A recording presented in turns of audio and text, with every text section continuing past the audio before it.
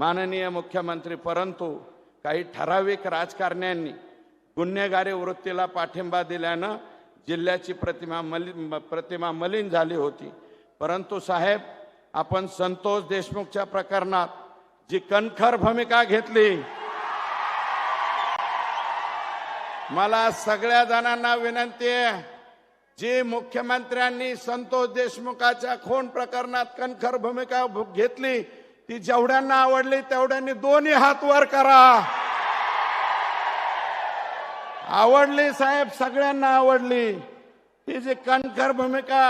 आणि तुम्ही जे म्हणले ना, मी कुणालाच सोडणार नाही, त्याच्यावरती सगळ्या जनतेचा विश्वास आहे, आमचा सगळ्यांचा विश्वास आहे। आणि माननीय मुख्यमंत्री महोदय, अजून राख, वाळू, भूमाफिया यांना सुद्धा मोका लागला पाहिजे अशी आमची विनंती आहे आणि तुम्ही ते लावाल ही आमची खात्री आहे।